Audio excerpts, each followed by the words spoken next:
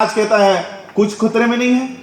क्या हुआ पता है? 6 महीनों में ये चीफ जस्टिस बनाए गए, क्योंकि उनका अधिकार था, वो रिटायर्ड हो गए, इसलिए नेक्स्ट जो था उनको चीफ जस्टिस बनाया गया। जैसे ही चीफ जस्टिस बनाए गए, इनके ऊपर बलात्कार का एलिगेशन डाला गया। किसके ऊपर? चीफ जस्टिस ऑफ इंडिया के ऊपर रेप के एलिगेशंस कराए गए, और कुछ ही दिन में वो रेप की न्यूज अचानक गायब हो गई, टीवी से गायब हो गई। जो रंजन गोगोई पहले कह रहे थे कि भारत का लोकतंत्र खतरे में है, जैसे ही एलिगेशन कराए गए कि इन्होंने रेप किया है, और अब रंजन गोगोई के लिए भारत खतरे में नहीं है। चीफ जस्टिस के मुंह इस तरह से बंद करवा रहे, चीफ जस्टिस ऑफ इंडिया उनके मुंह इस तरह से बंद करवा रहे हैं। हमारी कहीं गिनती है? मैं तो कोई पॉलिटिकल पार्टी नहीं चला रहा, ना तो मेरे ऊपर कोई स्कैम्स है कि मैंने किसी से करोड़ों रुपए लिए। मैंने मायावती जी से कहा, अगर आपको ये बात रखने का मौका नहीं देते, आप हमको वो बातें बताओ, वो सारी बातें मैं रखूंगा। आपको अगर कोई प्रेशर है, ये बातें हम हमारे सामाजिक मन से करेंगे।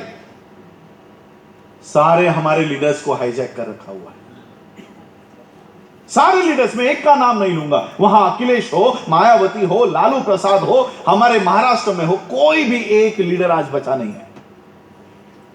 सारे पार्टियों को इन्होंने खत्म कर दिया। कल मेरा वहां पर लेक्चर हुआ, वहां पर मैंने यही बताया कि किस तरह से one nation and one party का इनका काम चल रहा है। इनका one nation one party, one nation one election, ये एजेंडा नहीं है। इनका एजेंडा है one nation and one culture. कोई सिख नहीं होगा, कोई मुसलमान नहीं होगा, कोई बौद्ध नहीं होगा, कोई रविदासी नहीं होगा। अगर भारत में रहना है तो तुम लोगों को हिंदू होना पड़ेगा। यह मोहन भागवत की ऑफिशियल स्टेटमेंट है कि जो हिंदुस्तान में रहता है वो हर एक हिंदू है। काहे का हिंदुस्तान? भारत के संविधान में कहीं पर भी हिंदुस्तान नाम का शब्द नहीं है। मैं सिखों से गुजारिश करूंगा, मैं मुसलमानों से गुजारिश करूंगा, रविदासी कम्युनिटी से गुजारिश करूंगा, इस देश का उल्लेख कभी भी हिंदुस्तान नहीं करो,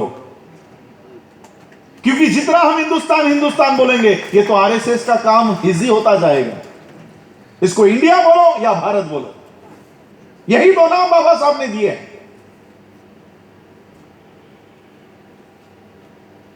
नरेंद्र मोदी की पार्टी कौन देशभक्त है और कौन देशद्रोही है, इसके सर्टिफिकेट बांटते घूमते हैं।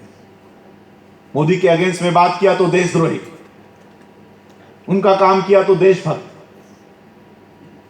हम लोगों को उतना समय नहीं है कि हम लोग कोर्ट केसेस में उलझे रहे, लेकिन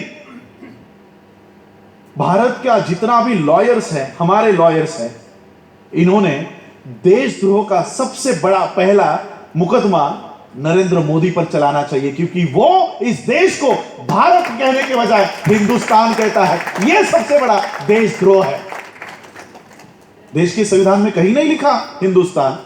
देश का राष्ट्रपति, आपको लगता होगा, आप लोग शायद इंडिया के बाहर है तो आपको लगा अरे हमारा एससी का प्रेसिडेंट बन गया, हमारा एससी का प्रेसिडेंट बन गया है, दलितों का प्रेसिडेंट बन गया है, हम लोग पावर में आ गए हैं, ऐसा लगता होगा। लेकिन यह हकीकत नहीं है। यह हमें छोड़ो, वो खुद के पत्नी को न्याय नहीं दिला सकते। हमें नहीं, खुद के पत्नी को। दोनों पति पत्नी वो जगन्नाथपुरी के मंदिर में गए थे। जगन्नाथपुरी के मंदिर गए तो वहां के ब्राह्मणों ने देखा, अरे ये देश का प्रेसिडेंट ऑफ वन कंट्री, ब्राह्मण बोलता है ये शूद्र है, अछूत है, ये हमारे मंदिर में कैसे आया? वहां के ब्राह्मणों ने देश के प्रेसिडेंट को उनके पत्नी के सहित धक्के मारकर बाहर निकाला, धक्के मारकर। आज तक वो प्रेसिडेंट उन ब्राह्मणों को जेल में भी नहीं भेज सका, एफआईआर भी नहीं करवा सका, जो प्रेसिडेंट खुद के लिए नहीं न्याय मिला सका,